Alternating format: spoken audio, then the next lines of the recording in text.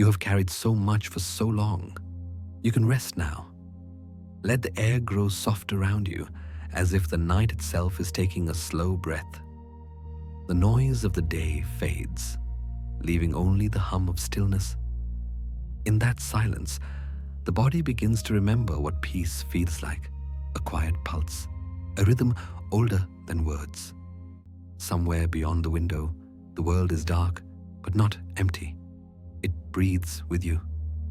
The stars drift like slow embers, and time loosens its grip. Pain, too, starts to loosen. It is no longer a storm, but a tide returning home. The mind stops trying to understand, and in that surrender, something tender unfolds, a knowing that you were never broken, only holding on too tightly to what was meant to pass. Carl Jung once described this as the night sea, the journey through darkness where rebirth begins. Nietzsche saw it as the courage to face despair and still choose to create meaning. Both spoke in different languages of the same thing, the art of letting go without losing yourself. Tonight, that journey is yours. No grand awakening, no heroic rise, just the gentle release of what no longer needs to stay. The room, the breath, the quiet, all conspire to remind you that healing doesn't roar, it whispers. And in the hush that follows, you begin to feel it. The slow return of something whole, something timeless, something that has always been waiting inside you. The room is small and quiet after a long day. The light from the phone flickers once, then fades back into shadow. Outside, the city hums like a distant ocean, constant, almost comforting in its rhythm. But when the screen finally goes dark, something else begins to speak. It is not the world that grows louder, but the space within. The mind, once full of motion, now fills itself with echoes. Unfinished thoughts, words left unsaid, memories that breathe quietly in forgotten corners. Silence in that moment feels alive. It has weight. It lingers. It asks questions we have postponed all day. Why did that still hurt? Why do I keep returning to what has already passed? Modern life leaves little room for this kind of quiet. We drown it beneath the sound of playlists, messages, and endless scrolling. We fill every pause with distraction, every moment of stillness with motion, as if silence were dangerous, as if the absence of noise could undo us. Yet what we fear is not the quiet itself, but what it contains. Within silence lies everything we have avoided, the grief we minimized, the joy we forgot to feel, the forgiveness we never offered. The mind builds noise the way a city builds lights, both to keep from seeing the dark. But the dark is not our enemy. It only reveals what was always there. Somewhere between one breath and the next, the person in that small room begins to feel it. The ache of being alone and the quiet comfort that follows once the body stops resisting. The sound of the clock softens. The hum of the refrigerator turns into a low rhythm, steady, like the heartbeat of the room itself. The thoughts still come, but slower now, dissolving into one another like ripples in deep water.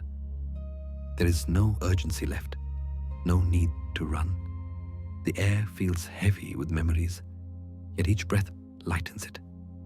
The silence that once felt unbearable begins to shift. It is not a void, it is a mirror. It shows truth without judgment, not what is wrong, but what waits to be understood. And somewhere in that reflection, a realization dawns like dawn itself, soft and certain. The fear of silence was never about the quiet. It was the fear of finally hearing the voice beneath all the noise. Silence is not emptiness. It is the beginning of listening, Rain drips softly against the window pane, each drop tracing a path that fades before reaching the sill. A person sits nearby, still in thought, watching the grey sky blur the city into silence. The world outside seems calm, yet inside, something tightens. The mind replays what it cannot undo, the conversation that ended badly, the loss that came too soon, the moment that refused to go the way it should have. There is a quiet rebellion inside, a voice whispering, "This should not have happened." That small phrase, repeated in secret, is where suffering begins. It is not the event itself that keeps the wound open.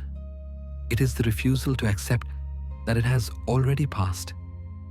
Pain enters when life moves in one direction and the heart pulls the other way. To resist what is to fight with reality itself. And reality, unbothered, always wins. The mind clings like a hand gripping a rope. The tighter it holds, the deeper the burn.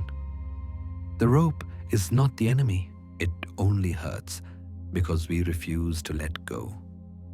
Each thought of it should have been different is another pull, another cut, another drop of blood that proves nothing but our own struggle against what already is. There is a strange comfort in resistance.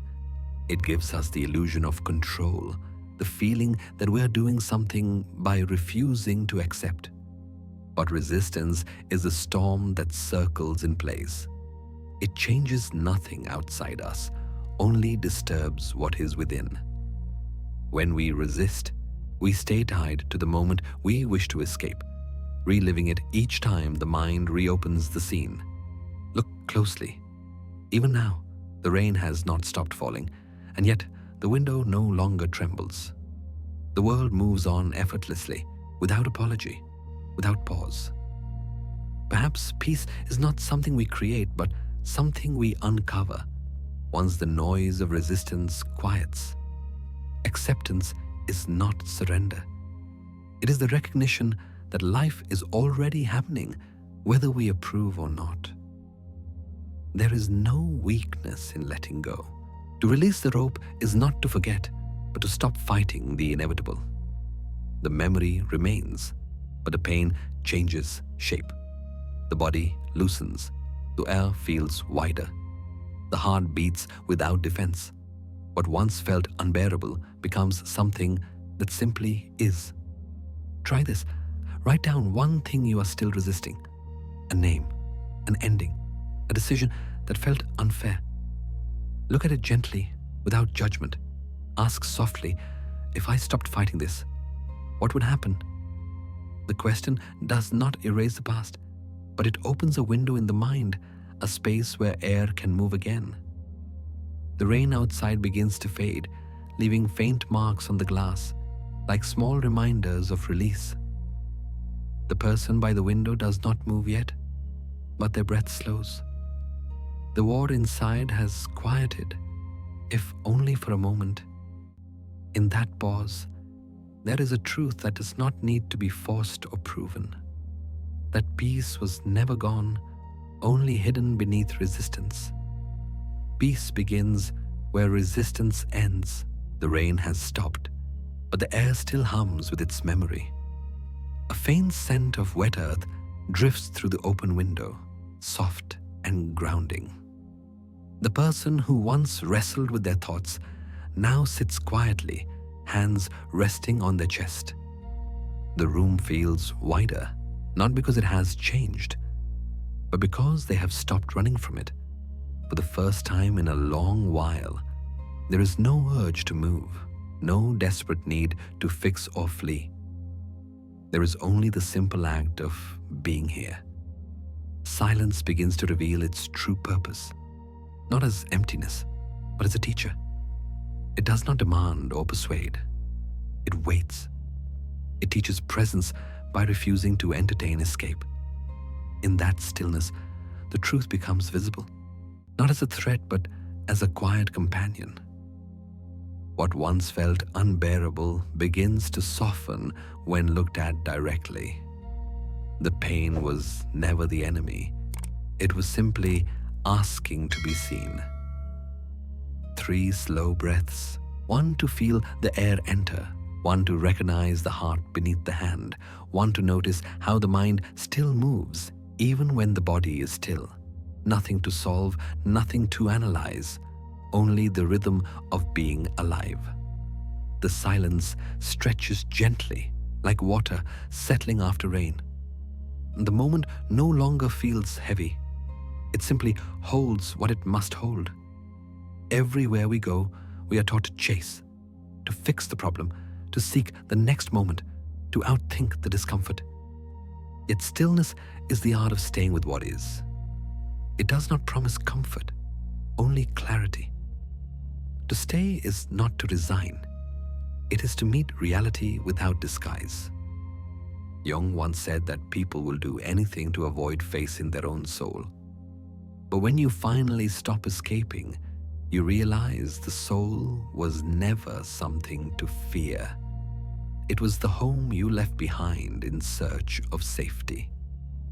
To stay means to listen without rushing toward an answer. To let the heartbeat speak louder than the mind. To notice the tiny movements within you.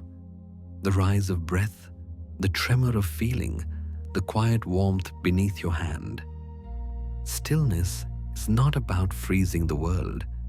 It is about finding the world as it already is. In this stillness, truth arrives without drama. It does not strike, it unfolds. It whispers that life has never been against you. It only waits for you to stop fighting long enough to hear it. Every breath becomes a doorway, every pause a return. And in that return, the body learns again what peace feels like. Not victory, not relief, but gentle recognition. When the person finally opens their eyes, nothing around them has changed. The walls, the window, the faint trace of rain on glass.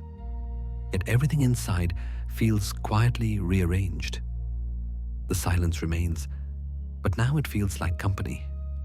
The heart beats slower. The air moves easier. The world feels closer. Stillness is not waiting. It is meeting life where it already is. Night has settled once more, and the air feels heavy with thought. A faint hum from the street below drifts through the open window, but inside the room, quiet lingers like a slow tide.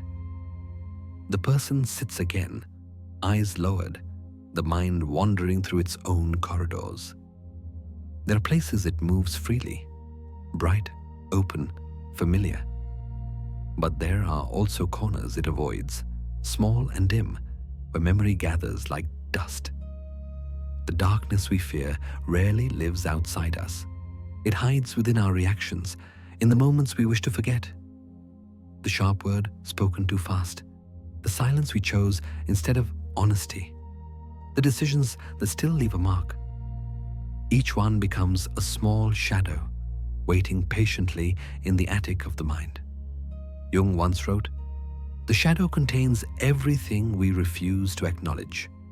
And perhaps this is why it follows us, not to haunt, but to remind. What we bury does not disappear. It simply waits for the courage of our return. Imagine the mind as an old house. Most days, we live on the ground floor, tidy, bright, organized. Guests come and go. The curtains are open and everything looks fine. But somewhere above, there is a small staircase leading to a locked door. Behind it lie the memories we swore we would never revisit. The air there is still. The light comes through in narrow bands. Yet if you listen, you can hear the faint hum of life. The parts of you that never stopped existing, only stopped being welcomed. Each regret, each shameful act, each old fear rests there quietly, not demanding forgiveness, only understanding. The mind calls it darkness, but in truth, it is only a room we forgot to clean. And like all neglected rooms, it doesn't ask for punishment, only presence.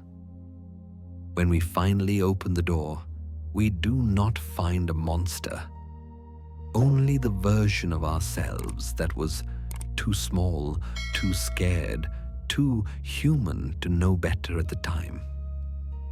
Try this. Remember one thing you still hide from yourself: a mistake, a word, a moment you wish could vanish. Then ask gently if this was not something wrong, but something not yet understood. What would it become? You may notice the memory shifting in tone. The edge dulls, the shame softens. It begins to look less like guilt and more like growth waiting to happen. To face the shadow is not to destroy it, but to integrate it, to let light and dark share the same breath.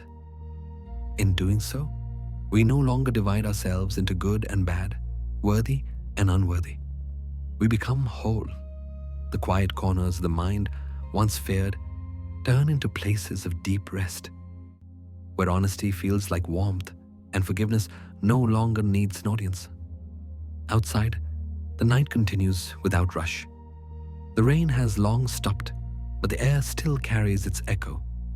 Inside, something begins to open: a door, a breath, a recognition that darkness was never exile. It was always an invitation. The darkness within is not punishment, it is invitation. Morning arrives slowly, filtered through a thin veil of grey light. The person stands before the window once again, the glass faintly fogged by breath. Outside, the world stirs awake. Footsteps on the pavement, a car passing, a door closing somewhere down the hall. Yet, as the reflection forms on the glass, the eyes that look back seem older, quieter, and perhaps a little more honest. People often believe they see others clearly, but in truth, they mostly meet themselves. The things that disturb us in someone else, the arrogance, the indifference, the need to be right, are often the same traits we have refused to see within. The world, for all its noise, is a mirror that never lies. It reflects, but it does not judge. What we call criticism of others often reveals an unspoken confession. When we recoil from something, it is worth asking, is it them I reject? Or is it something in me that I have not yet made peace with? Imagine walking through a gallery of mirrors. Each one distorts slightly, showing a version of you in a new form. Some kind, some cruel, some afraid. Each person we encounter is one of these mirrors. They do not create the reflection, they only make it visible. The irritation we feel, the hurt, the judgment, all are fragments of recognition. The soul sees itself and shivers, not out of fear, but because truth rarely arrives gently. Jung once observed that what we dislike in others often points to what we deny in ourselves. This is not accusation, but guidance. To see projection clearly is to recover a lost part of the self. When we understand the mirror, we stop needing to blame. Every reaction becomes a teacher. Every discomfort a chance to understand what the heart still resists. Think of the last time someone's words pierced too deeply or the silence felt unbearable. In that instant, the pain may have seemed to come from them, but beneath it lies something more intimate, an old wound being touched again. The mind rushes to defend, to accuse, to control the story. Yet, if we pause, if we breathe instead of react, a new question appears. What are they showing me that I still cannot accept in myself? This is the quiet work of reflection, not to find fault, but to reclaim awareness. Each mirror we meet on our path, whether gentle or harsh, helps us see more of what has remained hidden. The ones who challenge us most are often the ones who reveal our depth. Through them, we meet our own shadow in motion. The person at the window exhales softly, watching the fog on the glass fade and clear. The reflection remains, unjudging, simple, human. The world outside keeps moving, yet something inside has grown still. A recognition that life does not attack, it reflects. In that understanding, the walls between self and other begin to dissolve. Every look becomes a dialogue, every reaction a small awakening. Every reaction is a mirror held up to the soul. Evening folds itself gently around the room. The air is calm, yet something within still trembles. The person sits by the dim light of a single lamp, its glow flickering against the window pane. Outside, night gathers in quiet layers, and the reflection on the glass looks back like a stranger who has always been there. Seeing oneself clearly is not easy. It asks for more than thought. It asks for courage. To look into the dark is not to fight it, but to understand it. The darkness is not an intruder. It is the unspoken story of the self. It holds the things we avoid naming, the fears we bury, the anger we disguise, the desires we pretend not to feel. Most of the time, we turn away. We keep busy, talk louder, move faster, as if motion could make the truth disappear. But avoidance never frees us. It only extends the shadow's reach. Real courage is quiet. It is the act of staying when everything inside wants to flee. Jung once wrote that freedom comes from bringing what is unconscious into light. To see what hurts, what confuses, what feels shameful, not to punish it, but to recognize it, is the first step toward peace. When we dare to look, the pattern begins to break. The repetition loses its power. We stop reacting blindly and begin to choose consciously. The process does not need to be grand. It can start with a pen, a piece of paper, and a moment of honesty. Write down 3 things you have been avoiding: a memory, a person, a truth about yourself that still stings. Look at each one as if it were a teacher, not an enemy. Ask softly, what is this trying to show me? What lesson hides behind this discomfort? You may notice the heaviness change, like ice melting under gentle warmth. The courage to see does not demand perfection. It only asks that you stop looking away. When the eyes meet what has been hidden, light enters. The shadow doesn't vanish, but it softens. The story it carries begins to unfold into meaning. Each piece of pain reveals a thread of wisdom, that what once frightened you was never meant to destroy, only to awaken. Outside, the night deepens, but it feels less like an abyss and more like a shelter. The darkness no longer presses in, it holds space. Inside, the person's breath steadies. The heart slows its rhythm. The reflection on the window no longer looks like a stranger. It looks like someone returning home. To see is to reclaim power. To look directly is to end the cycle of avoidance that keeps pain alive. Healing does not begin with control. It begins with presence, the willingness to face what is, even when it shakes you. And in that moment of looking, fear turns to clarity, and clarity turns to quiet strength. Healing begins the moment you stop looking away. Morning light filters through thin curtains, pale and unhurried. Dust floats in the air like small pieces of memory, suspended between now and then. The person sits at the edge of the bed, eyes open but lost somewhere else, in a scene that feels both distant and painfully familiar. It is strange how certain moments return, not as memories, but as repetitions. The tone of a voice, the sting of rejection. The same argument played again in a different room, with different faces. Jung once said, "Until you make the unconscious conscious, it will direct your life and you will call it fate." Most people live under this quiet spell. They believe life keeps happening to them, never realizing it is also happening from them, shaped by what lies unseen beneath awareness.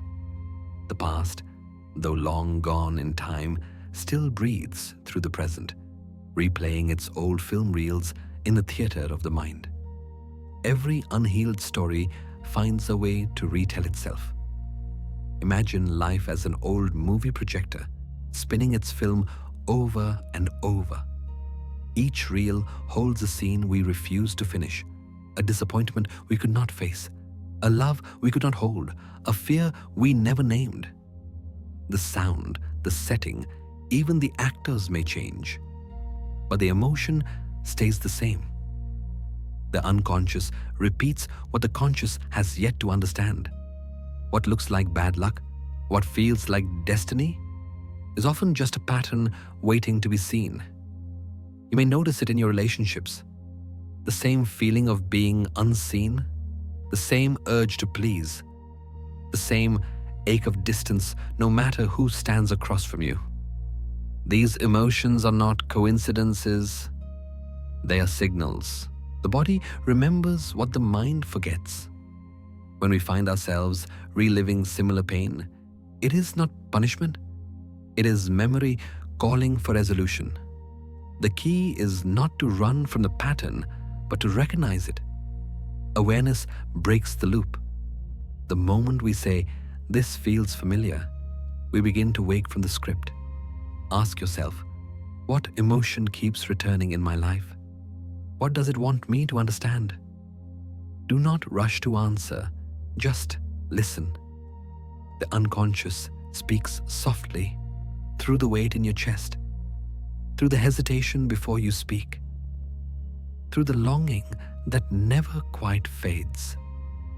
In this listening, compassion becomes possible.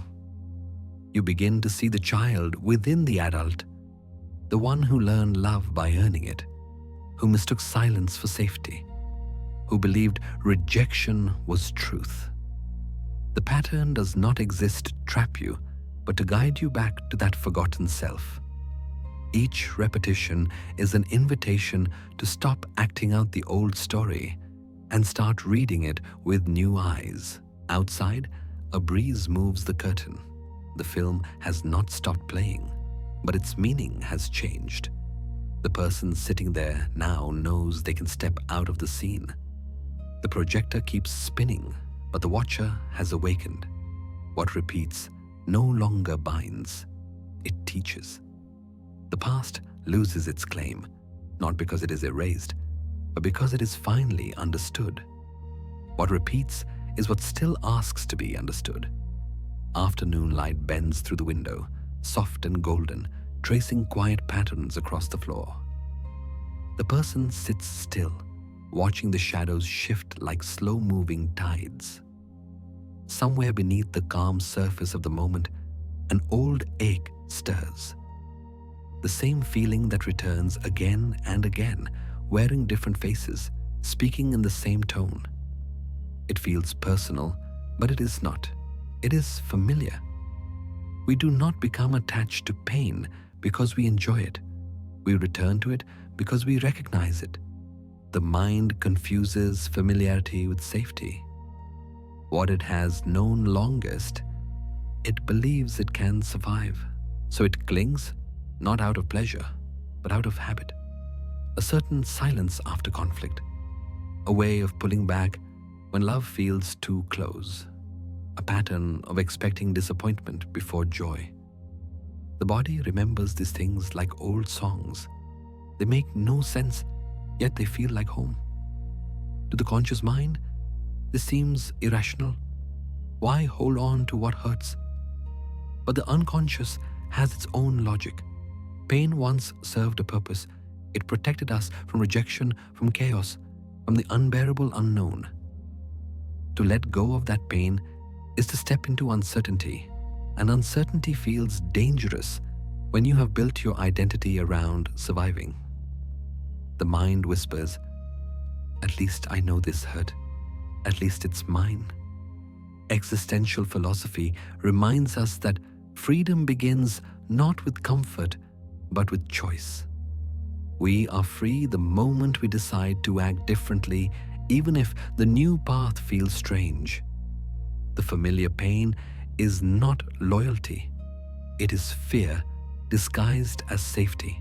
Each time we repeat an old reaction, the anger, the withdrawal, the silence, we reinforce the illusion that only the known can protect us. But every cycle can be interrupted, and every habit can be softened if we pause long enough to see it forming.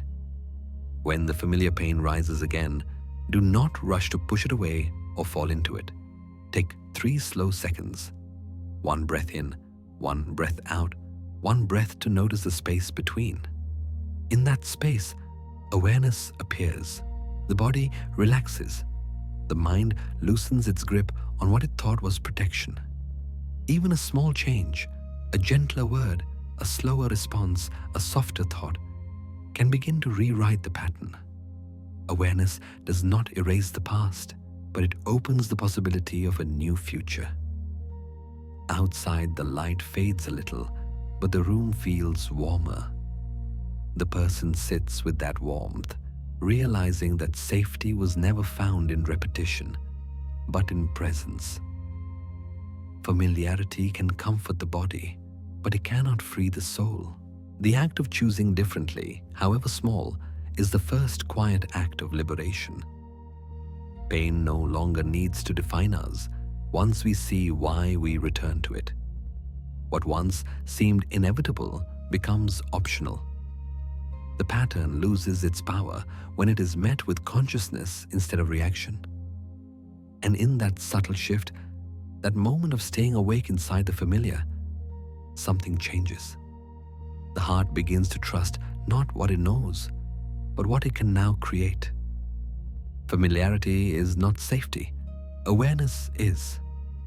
Evening descends quietly, and the room feels like a small theater preparing for another performance. The same thoughts take their marks. The same emotions wait in the wings. The mind knows its script by heart, how to react, how to defend, how to replay what is familiar. But somewhere behind the curtain, a softer presence begins to stir. It doesn't want to act this time. It only wants to watch. Life often feels like a series of rehearsed scenes. The cues are invisible, yet we follow them perfectly.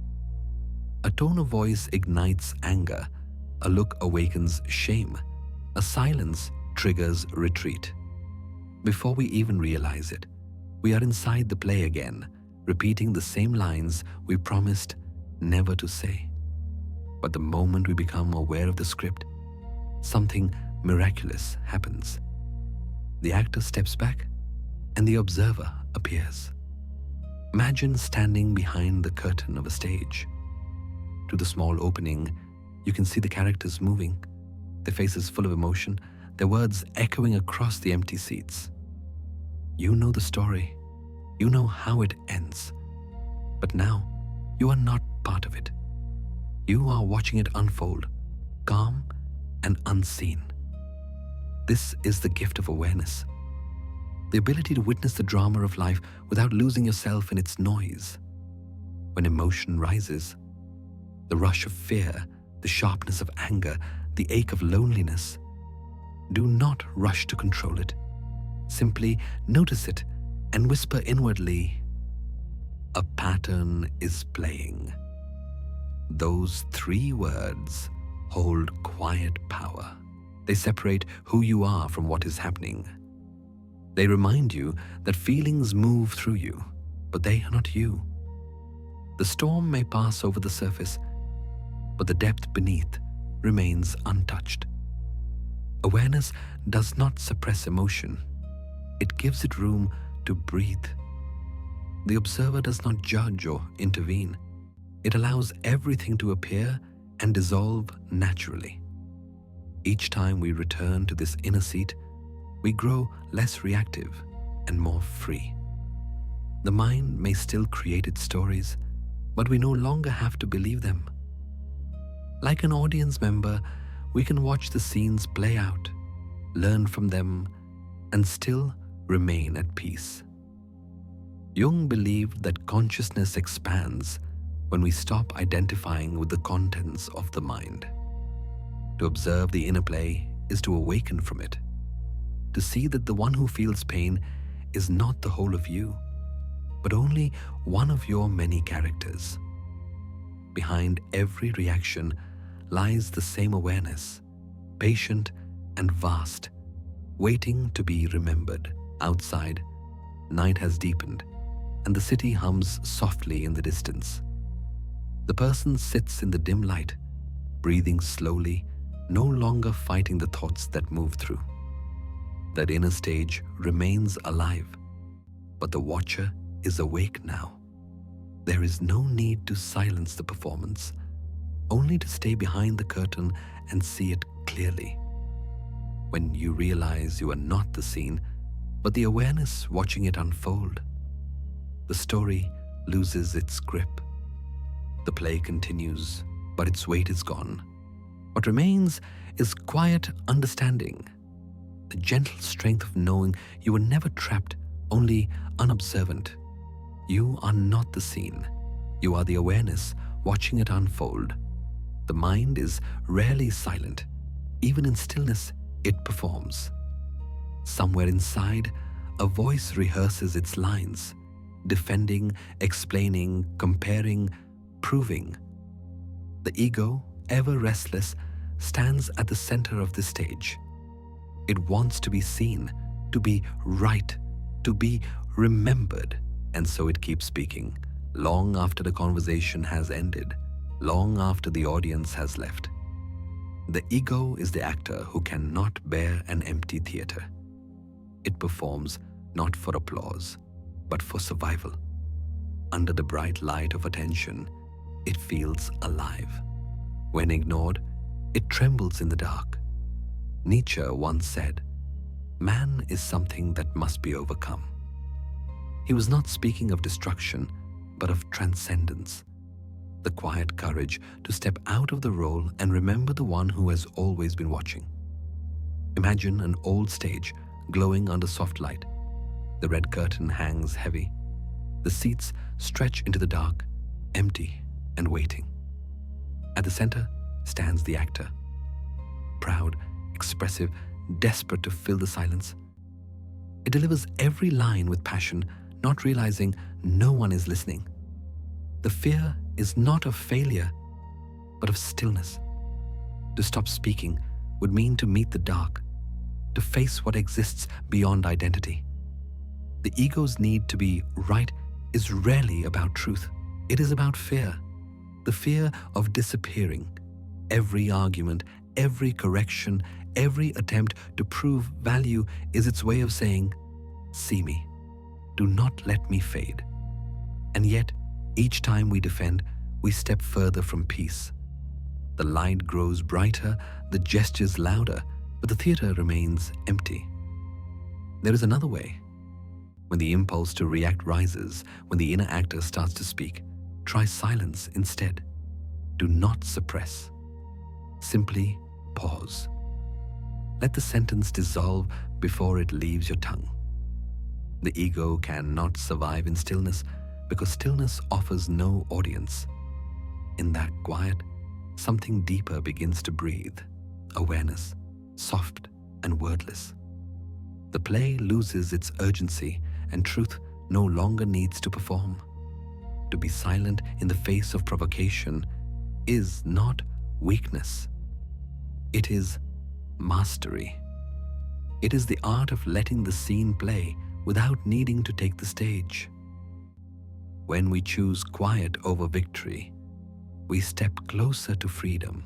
The ego's script fades, and what remains is clarity, the simple understanding that nothing real can be lost when we stop defending who we think we are. The person sits in the half-lit room, eyes unfocused, breath steady. The mind still offers its lines. You should explain. You should be heard. You should win. But to no longer take the bait.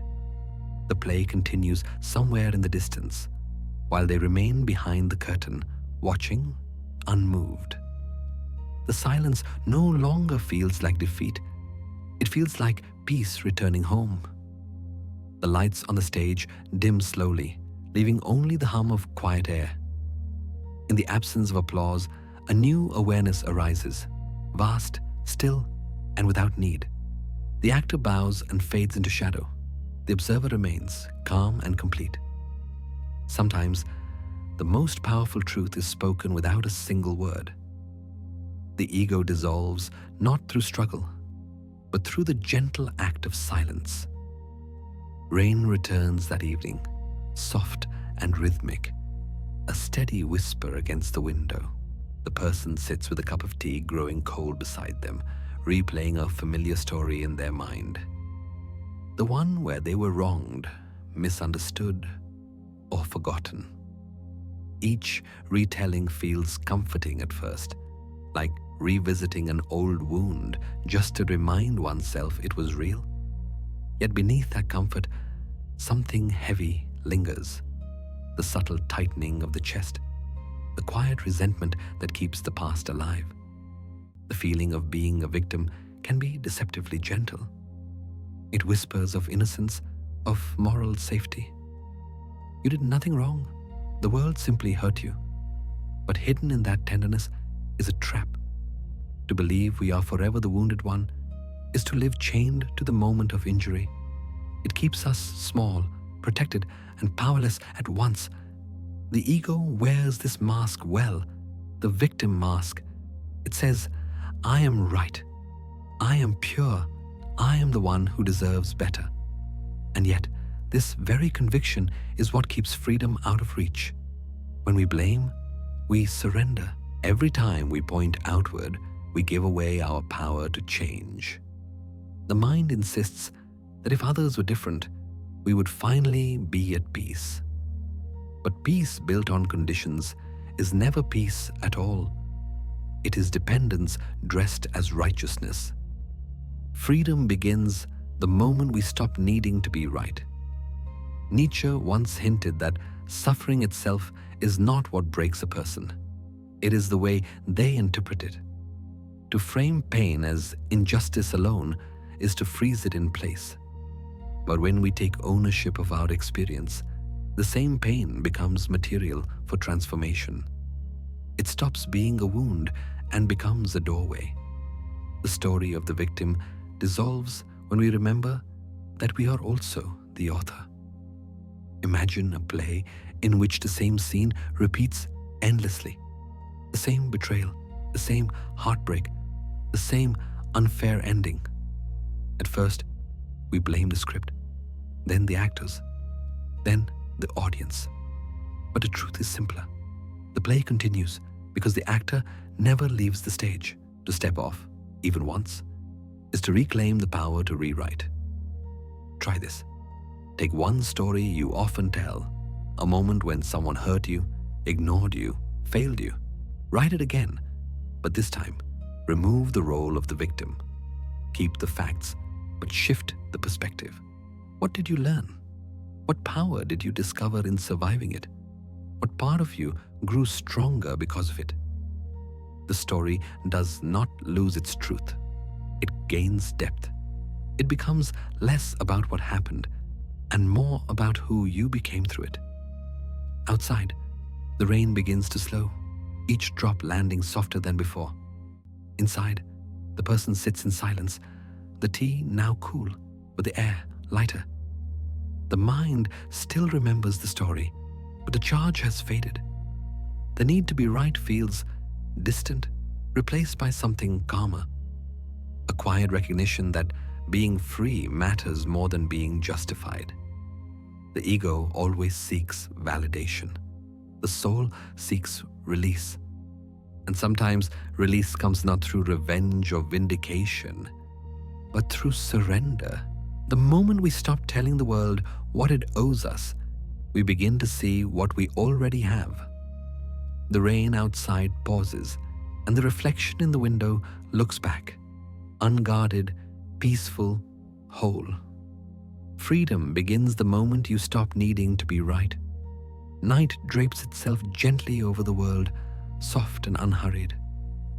The lights of the city shimmer in the distance, like thoughts that refuse to fade. Inside a quiet room, someone finally sets their phone down. The screen goes dark, and with it, the steady stream of distraction disappears. For the first time that day, there is nothing to check, nothing to fix, nothing to prove. Only the sound of breathing remains, slow, fragile, real. To surrender is often misunderstood. The ego calls it defeat, a collapse, a loss of control. But true surrender is not the end of strength. It is its purest form. It is the quiet trust that life continues even when you stop steering. It is the knowing that the river flows whether you fight the current or not. The power of surrender lies not in effort, but in alignment. A gentle bow to the rhythm that was always guiding you. Imagine a river after a storm. The water rushes wild and brown, filled with branches and leaves, everything pulled along by its momentum. If the river could think, it might panic, believing it must control every turn, hold every branch, force the direction of its flow. But the river does not think. It simply moves. Its grace lies in its surrender to gravity. The pull that guides it is not weakness. It is nature itself. Human life follows the same law. We exhaust ourselves trying to control what cannot be contained. The outcome, the timing, the way others see us. The more we cling, the heavier the current feels. But when we release our grip, something remarkable happens. The flow carries us anyway, not toward chaos, but toward clarity. The moment we stop demanding certainty, life begins to reveal its quiet intelligence. Jung once observed that the greatest transformations happen when the ego yields to something greater than itself. That yielding is not submission.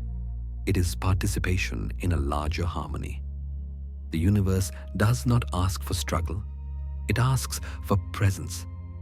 To surrender is to meet existence as it is, not as a battlefield, but as a dance. Try this. Tonight, let the world go quiet. No screens, no music, no noise. Sit for 10 minutes and simply breathe. Feel how life continues even in stillness. The chest rises. The air enters. The heart beats faithfully without command. Each breath is proof that surrender does not mean losing control. It means remembering that you never needed it to begin with.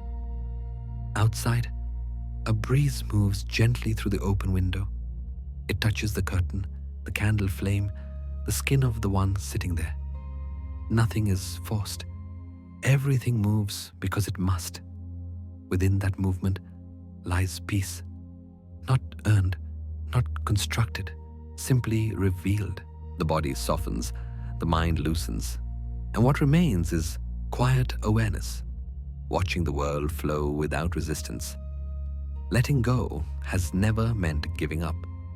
It has always meant returning, to trust, to balance, to the natural rhythm of being alive. When you stop pushing, life does not stop with you. It meets you where you are, carries you forward, and whispers through every breath. You were never meant to control the river. You were meant to flow with it. Letting go is not losing. It is returning. The night has settled deeply, and the room is still. The person sits on the edge of the bed, shoulders slightly tense, jaw tight, as if holding on to a thought that never leaves. There is no noise, no immediate worry, yet the body feels heavy, like it knows something the mind refuses to name. Beneath the surface of ordinary calm, the body is remembering, Emotions do not vanish when ignored. They settle quietly in the body, stored in muscles, in breath, in the rhythm of the heartbeat. Fear can live in the shoulders, keeping them lifted even when the danger is gone. Sadness hides in the chest, shortening each inhale until breathing feels like effort. Anger curls itself into the stomach, waiting for release. The mind tries to explain these sensations: a bad posture, a long day, a lack of rest. But a truth runs deeper. The body speaks the language of everything we never said aloud. Existential philosophy reminds us that the body is the first home of the soul, the vessel through which experience becomes memory. To live fully means not only to think, but to feel. Yet, in a world that prizes control, many learn to silence the body, to distrust its signals. We medicate discomfort, drown exhaustion with noise, disguise tension with productivity. But the body does not forget. It continues to whisper through fatigue, through pain, through restlessness at night. Imagine the body as a quiet archive. Every emotion, every touch, every unspoken moment is filed away in its own corner. When we finally slow down, these archives begin to open. A sound, a scent, or a simple word can awaken something buried for years. The heart races, the breath shortens, the throat tightens, and we call it anxiety, not realizing it is memory asking to be felt. The body does not seek to harm, it seeks to be heard. The next time emotion rises like a wave, resist the urge to analyze. Instead, turn inward and ask, what is my body saying? Maybe the tension in your chest is a story of grief never expressed. Maybe the ache in your neck is years of unshed words. Maybe the exhaustion is not weakness, but the body's quiet protest against pretending. Listening to it is not weakness, it is reconciliation. In that act of listening, healing begins. Sit in silence for a few moments. Let the breath move naturally. Notice where it stops. The body will tell you where you hold the past. You do not have to fix it. You only have to witness it. Awareness itself begins to soften the weight. The shoulders lower. The breath deepens. The heart, unguarded, starts to beat with steadier rhythm. Outside, the night hums with distant life. A passing car, a faint breeze through trees. Inside, another rhythm emerges, the quiet dialogue between mind and flesh. For the first time, they are not in conflict, but in conversation. The mind no longer commands, it listens, and the body, long silenced, finally speaks. What it says is simple. You are safe now. You can rest. You do not need to hold it all anymore. Every ache, every tightness, every breath is not an enemy. It is a message. When you learn to listen, the body stops screaming and begins to sing again. The body speaks what the mind cannot. A quiet morning begins, light pressing gently through the window. The world outside is already moving, but inside, time feels slower, measured not by clocks, but by breath. The person sits still, hands resting loosely on the knees, eyes half closed. Somewhere in the chest, a familiar ache hums softly. It is not sharp, not loud, just present, the kind of feeling that has followed them for years. The instinct is to ask why, to trace its source, to build a story around it. But today, they do not. Today, they simply feel. Pain is not the enemy. The story we build around it is. The mind loves narrative. It needs meaning, structure, reason. This hurts because they left. I feel heavy because I failed. But the truth of emotion is simpler than that. Feelings exist not to be explained, but to be experienced. They are visitors, not verdicts.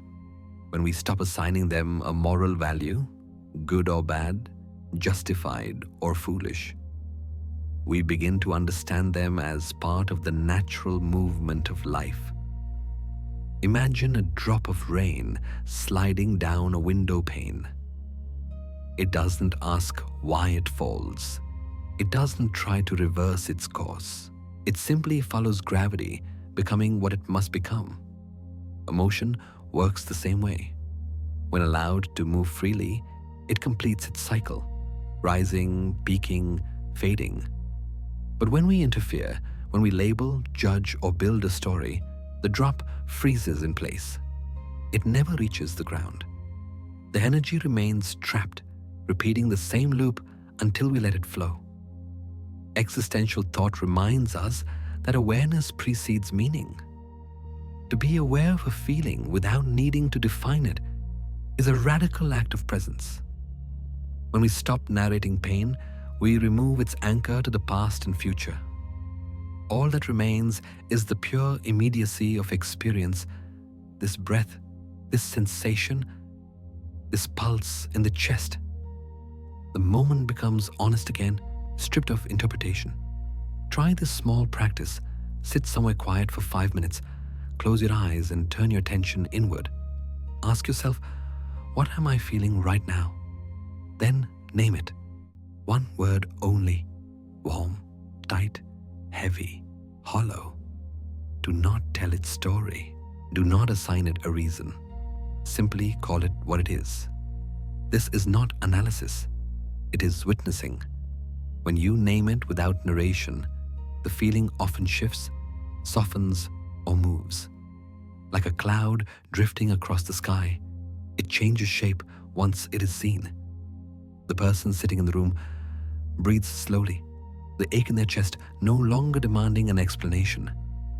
It simply exists, a guest at the table of awareness.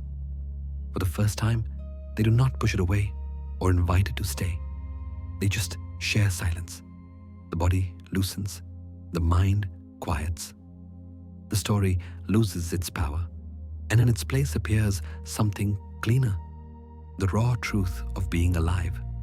Pain was never meant to punish, it was meant to pass. By feeling without analysis, we give it permission to do what it was always meant to do: move through. The soul learns not by reasoning, but by listening. And when we stop narrating every ache, we begin to discover the calm beneath it, the quiet rhythm of existence that never needed a story to be real. Name it, don't narrate it. The afternoon sky stretches wide and pale, a quiet expanse without urgency. A few clouds drift lazily across it, forming and dissolving in slow motion. The person standing by the window watches them, realizing how effortlessly they appear and vanish. There is no resistance, no negotiation, only movement. The sky doesn't cling to the clouds, nor mourn their passing. It simply remains, vast, open, unchanged. Every feeling that has ever lived inside us follows the same law. Joy, sorrow, fear, longing. Each rises, peaks, and fades. No emotion lasts forever, yet the mind forgets this truth and fights against impermanence as if it were betrayal. When happiness arrives, we grasp it tightly, afraid it will leave. When sadness visits, we resist it, convinced it will never end. Both reactions keep us trapped. To heal is to remember that everything moves. To suffer is to forget. Impermanence is not cruelty. It is compassion in disguise. It reminds us that pain will not stay, but neither will pleasure. The purpose is not to hold, but to experience. To be present for the passage, not the permanence. Existential thought teaches that acceptance of impermanence is not resignation, but liberation. To accept the transient nature of things is to stop trying to freeze time and begin learning how to live inside it. Imagine the mind as an ocean. Each emotion is a wave rising from its depth, some gentle, some wild. When a storm comes, the waves crash, foam and roar, and we believe the sea itself is broken. But the storm always passes. Beneath the surface, the water remains whole. Healing begins when we stop trying to stop the waves and instead remember we are the ocean, not the storm. When emotion rises, whisper softly, "This too shall pass." It is not a denial of pain, but a reminder of perspective. It acknowledges that what feels infinite is, in truth, a visitor. Anger cools, fear fades, grief softens. The heart, though bruised, finds rhythm again. Time, gentle and patient, does what the mind cannot. It carries everything forward. Try a small practice tonight. When a feeling overwhelms you, pause before naming it as good or bad. Breathe. Watch it the way you might watch a cloud drifting overhead. Notice how, even within a minute, it shifts in shape or tone. Emotion is motion. It was never meant to be static. Each time you observe it without resistance, you honor impermanence. You allow the wave to complete its journey back to stillness. Outside, the last of the clouds dissolves into pale gold light. The person at the window takes a slow breath. The heaviness in their chest is still there, but it feels lighter, less personal, more like weather. They understand now that feelings are not prisons, but seasons. None define them, all pass through them. What remains is the sky itself, the awareness that endures through every change. Healing is not about escaping emotion, but about trusting its rhythm. Like the tide, it comes and goes, reminding us that even the storm serves the calm that follows. Nothing stays. Nothing needs to. The sky does not hate the clouds. It lets them go. And in doing so, it stays infinite. Every wave returns to stillness. The night air carries the faint scent of rain, cool and metallic. A candle flickers in a corner of the room, its small flame steady against the dark. The person sits nearby, notebook open, pen resting idle above the page. There is a silence that feels both heavy and alive, the kind that arrives after long struggle when the noise of resistance has finally quieted. Within that silence lies the first truth. Pain was never the enemy. It was the beginning of transformation. Suffering is the raw material of wisdom. Every wound, every heartbreak, every collapse carries a secret within it. The possibility of refinement, like metal under flame. The self is shaped not in comfort, but in heat. Alchemists once believed lead could be turned into gold if only it endured the right fire. The psyche works the same way. Pain, when faced consciously, does not destroy. It purifies. The ego softens, the illusions burn away, and what remains is something lighter, clearer, truer. But most people run from the fire. They mistake it for punishment rather than process. They want healing without burning, change without surrender. Yet it is the friction that reveals strength. The soul does not grow by avoiding difficulty. It grows by meeting it and discovering it can survive. Every fall, every loss, every moment of despair carries the potential to become the forge that tempers the spirit.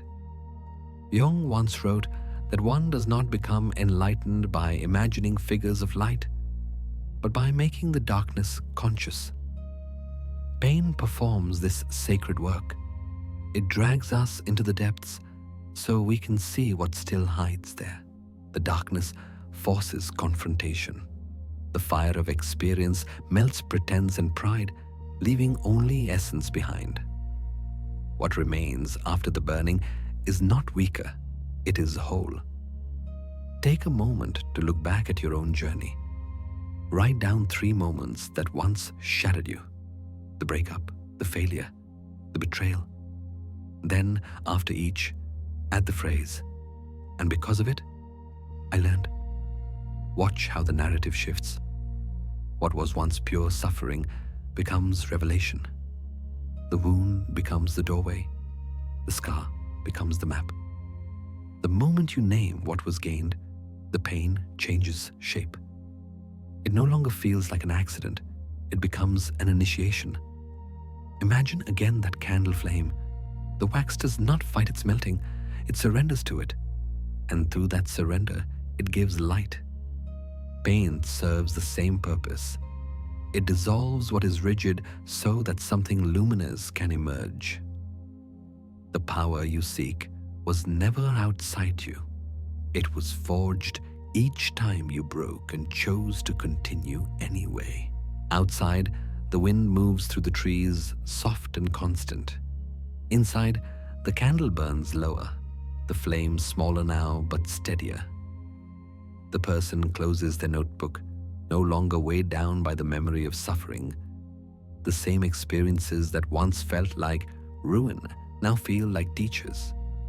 Each one left behind not emptiness, but understanding. Pain does not end you. It remakes you. It strips away what was borrowed and gives back what is real. It teaches endurance, humility, compassion, the quiet powers that last long after the fire has gone. When you no longer resist the heat, you realize it was never meant to destroy, only to refine. Pain is not the end. It is the forge. Dawn approaches quietly, the first light soft and uncertain, spreading across the floor like a slow confession. The world outside stirs awake, but within the room, time holds its breath. The person sits by the window, hands wrapped around a cup of tea that has already gone cold. They are not seeking happiness, that fleeting brightness that comes and goes.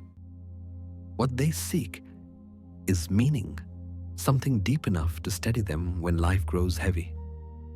Nietzsche once wrote, "He who has a why can bear almost any how." In that single sentence lies the heart of endurance. Happiness can fade when the weather changes, when the people shift, when luck runs thin. But meaning holds. It gives shape to suffering, purpose to pain. Without it, even joy feels hollow. With it, even hardship can be endured with grace. Pain without meaning is chaos. Pain with meaning becomes transformation. It is not that the hurt lessens, but that it gains direction. When we begin to ask, why did this happen for me rather than to me? We step into the quiet power of perspective. Every wound, every loss, every unanswered question carries a hidden message. Life does not waste experience. It writes in a language only reflection can read. Imagine each scar as a symbol carved upon the skin of time. At first, it looks random, senseless, cruel. But step back and patterns emerge. Lines connecting to lessons, wounds forming constellations of insight. Meaning is what connects them, turning scattered pain into coherent story. Without it, we wander. With it, we heal. Existential thought teaches that we are meaning makers by nature.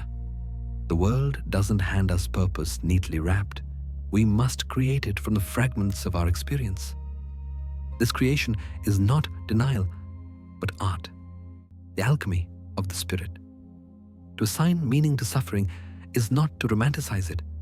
It is to reclaim authorship. It is to say, I may not control what happens, but I can decide what it means. That choice alone transforms pain into power. Try this practice. Choose one memory that still aches when you touch it. A betrayal, a loss, a disappointment. Instead of asking, why me? Ask what for. Write down what that pain was trying to teach. Did it make you more honest, softer, stronger? Did it show you what truly matters? Every answer, however small, rewrites the narrative. The event remains, but its meaning evolves. You stop being the victim of the story and become its interpreter.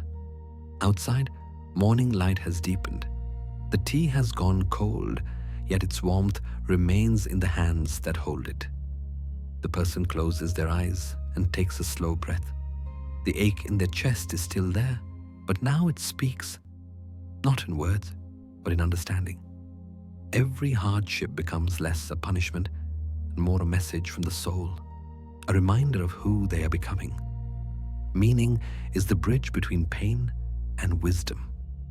It does not erase the hurt, it redeems it. It gives reason to endure, language to express, and direction to move forward. To live without happiness is hard.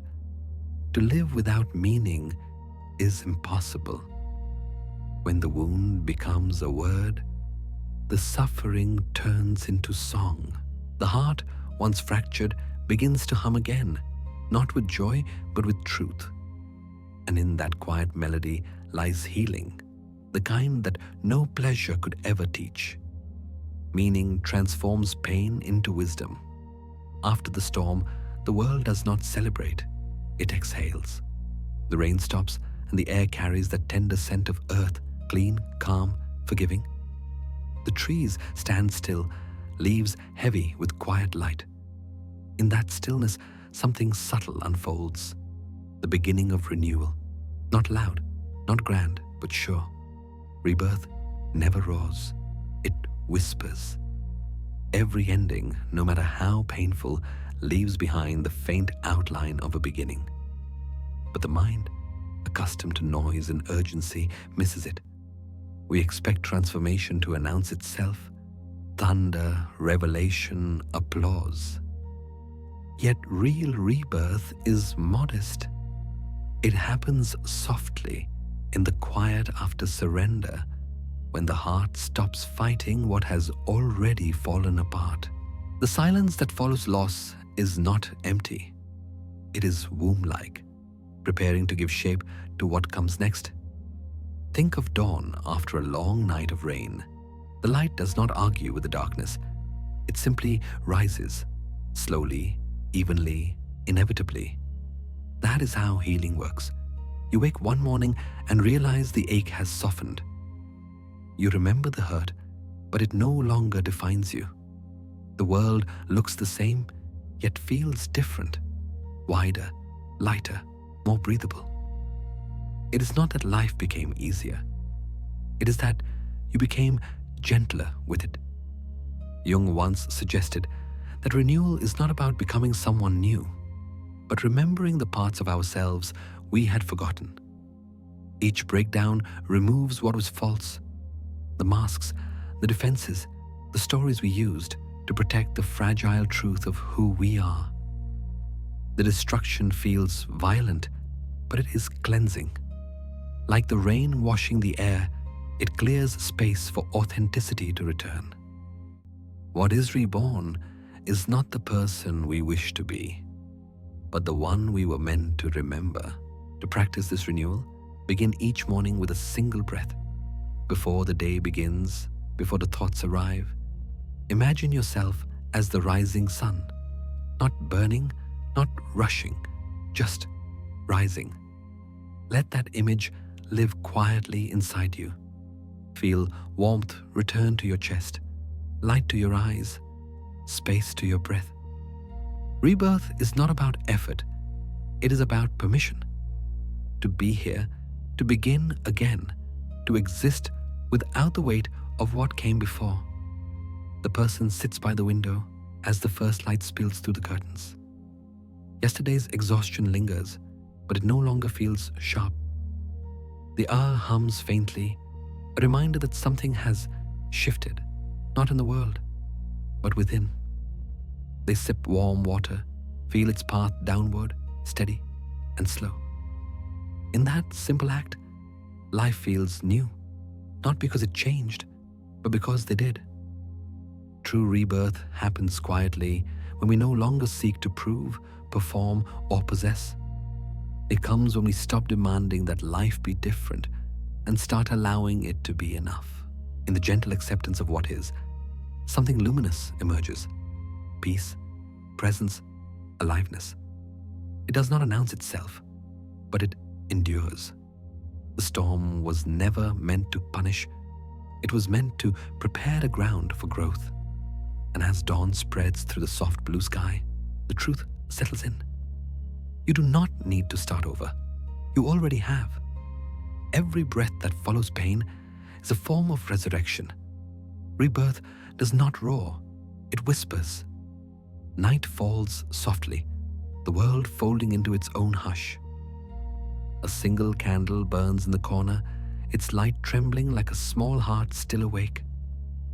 The room feels larger than usual, not because anything has changed, but because silence has arrived. For many, this is the moment they reach for a screen, a voice, a distraction, anything to fill the space. Yet there comes a time when one must learn to sit within that space and listen, not for sound, but for oneself. Loneliness is not the absence of company. It is the presence of self, waiting to be noticed. Solitude, when entered consciously, is not a punishment, but a return. It is the art of learning to inhabit your own skin without the noise of validation. The empty room is not truly empty. It hums with every breath, every heartbeat, every quiet thought that rises when the world finally stops speaking.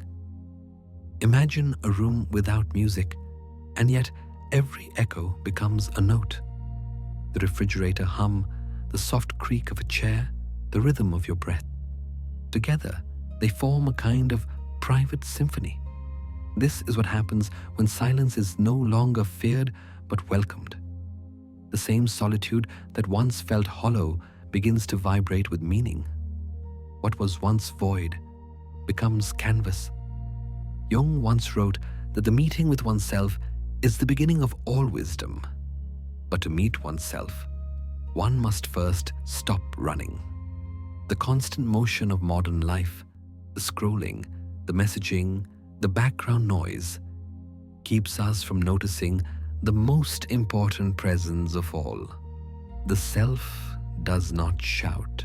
It waits quietly, like a candle in a still room, patient and unwavering. Solitude teaches sufficiency. It reminds us that peace does not come from being seen, but from seeing. That love, when it begins within, no longer depends on permission to exist. Loneliness asks, "Who will hold me?" Solitude answers, "You already are." The shift between the two is not found in company but in awareness. To be alone is to meet the mirror without disguise and discover that it reflects not emptiness but depth. Try this practice tonight. Turn off the devices, let the world fade to its natural quiet. Light a candle and watch its flame, not with judgment, but with presence. Feel the breath move through you, steady and warm. Notice how the stillness changes shape the longer you stay. At first, it may feel foreign, even uncomfortable, but give it time. Within 10 minutes, the silence begins to speak. It tells you that you are here, that you have always been enough, that nothing more is needed. Outside, the city continues its restless hum, unaware that within this small, dimly lit room, something sacred is unfolding. The person sitting there does not look enlightened. They are simply breathing, simply being. Yet in that simple act, an ancient truth awakens. Peace is not found in noise or in others. It is found in the quiet willingness to be with oneself completely. Solitude is not absence, it is presence amplified. Morning light spills softly across the table, tracing golden lines through the dust. A porcelain bowl rests there, cracked but mended. It seems filled with delicate veins of gold. It is beautiful, not despite its fractures, but because of them. In Japan, this art is called kintsugi, the practice of repairing broken pottery with precious metal. revealing that what was once shattered can become even more radiant when restored with care. The same is true of the human spirit. We spend much of life chasing perfection, believing it to be the key to love, to belonging, to worthiness. The world teaches us to polish, to hide our flaws behind filters and smiles, to speak only in ways that sound complete. But perfection is sterile. It leaves no space for breath, no room for life to enter. To be human is to be unfinished, to carry cracks and contradictions that remind us we are alive. Jung once said, "I would rather be whole than good." Wholeness is not the absence of error, but the acceptance of it. The gentle acknowledgement that the light only reaches us through the places we've been broken. The pursuit of perfection is exhausting because it demands denial. We edit ourselves into fragments, discarding everything that doesn't fit the image we think we should be. Yet the self that remains after such trimming is incomplete. Wholeness, by contrast, invites everything in. The anger and the kindness, the courage and the fear, the joy and the grief. It asks nothing of you but honesty. When you stop trying to be flawless, you start becoming real. Imagine the soul as that porcelain bowl, cracked by experience, mended by time. Every scar tells a story of survival, every imperfection a lesson in humility. The gold that fills the seams is awareness, the soft light of understanding that comes only from living fully. You do not need to erase the cracks to be worthy. You need to see them as part of your design. Try a simple practice. Take a piece of paper and write one thing you dislike about yourself. A habit, a fear, a flaw you've long tried to hide. Beneath it, write the words, "And that makes me human." Notice what happens in the body when you do. The tension eases, the breath deepens. This small act of acceptance, though simple, carries power. It breaks the spell of perfection and replaces it with compassion. Outside, the day begins to stir, imperfect as ever. Clouds drifting unevenly, a bird's call slightly off rhythm. Yet there is harmony in the imperfection, a balance found not in symmetry, but in truth. The person at the table runs a finger along the golden seam of the bowl, tracing the beauty of something once broken. It feels warm, alive. In that moment, they understand. The goal was never to return to how things were, but to integrate what they have become. To be whole is not to be without flaw. It is to hold every part of yourself, the light and the shadow, and see that together they form something beautiful, something honest, something human. The cracks do not ruin you, they reveal you. Wholeness is beauty unpolished. The afternoon light drifts through the open window, gentle and gold. The curtains move slightly with the wind, breathing in and out like a calm body at rest. Somewhere outside, a bird lands on a branch, still for a moment before it lifts into the air. Its flight is not frantic. It moves as though gravity itself has loosened its grip. Freedom, it seems, is not about the sky being open. It is about no longer fearing the fall. For much of life, we mistake freedom for escape. We imagine it as distance from responsibility, as movement without restraint. But Nietzsche once suggested a quieter truth. True freedom is not the absence of limits, but the absence of fear. It is not about what we can do, but about what no longer controls us. When we no longer fear ourselves, our thoughts, our emotions, our memories, the world outside suddenly feels vast enough to breathe in. Forgiveness is one of the secret doors to this kind of freedom. Not the shallow forgiveness that tries to forget, but the deep kind that understands. When you forgive, you're not erasing the past. You are releasing your grip on it. Holding resentment is like holding a burning coal, hoping the other will feel the heat. But the one who burns is always you. Freedom begins the moment the hand opens, the coal falls, and the pain cools. The same applies to control. The tighter we hold life, the less of it we can truly experience.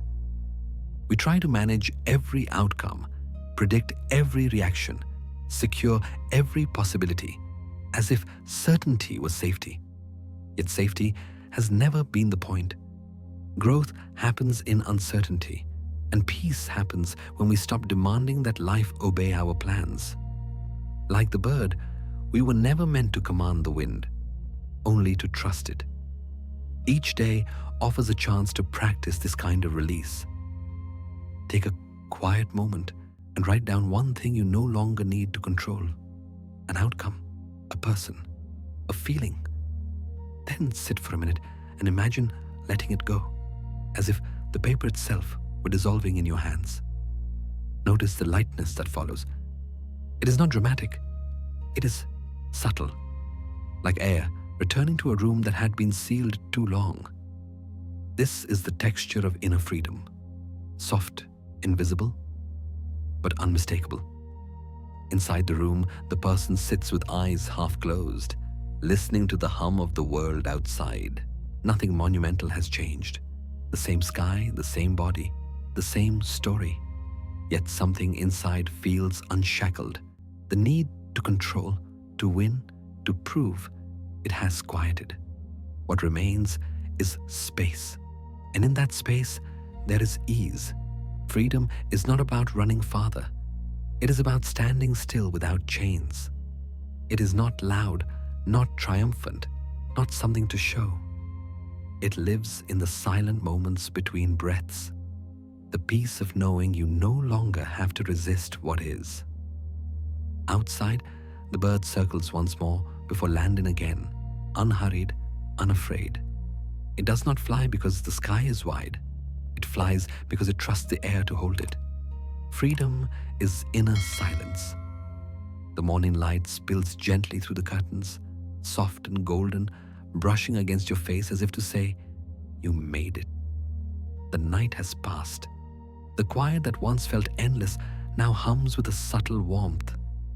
You open your eyes, not to a new world, but to the same one seen differently, slower, kinder, clearer.